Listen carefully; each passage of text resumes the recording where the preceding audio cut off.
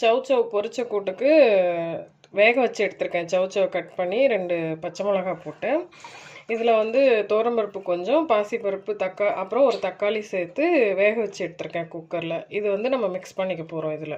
இது மிக்ஸ் பண்ணிட்டோம். காரத்துக்கு வந்து நம்ம என்ன பண்ண போகிறோம்னா, ஃப்ரெஷ்ஷாக வந்து வறுத்துருக்கோம் கடலைப்பருப்பு 1/2 ஸ்பூன், ஒரு 4 காஞ்ச மிளகா, துளியோண்டு சீரகம், அதுக்கப்புறம் ஒரு 4-5 பெப்பர், இதெல்லாம் வந்து அப்புறம் பெருங்காயம், கட்டி பெருங்காயம், இதெல்லாம் லைட்டாக எண்ணெய் விட்டு வறுத்து எடுத்துகிட்டு அது கூட தேங்காய் சேர்த்து அரைச்சி இதில் மிக்ஸ் பண்ணி தாளித்து எடுத்தோம்னா பொரிச்ச குழம்பு ரெடி ஆகிடும். தண்ணி சேர்த்து நம்ம அரைச்சிட்டோம். இப்போ அந்த வறுபட்டதெல்லாம் இப்போ இன்னும் கொஞ்சம் தண்ணி விட்டு டைலூட் பண்ணிவிட்டு நம்ம அந்த வேக வச்ச பருப்பு காய் கூட சேர்த்து ஒரு கொதி விட்டு தாளிச்சிடலாம்.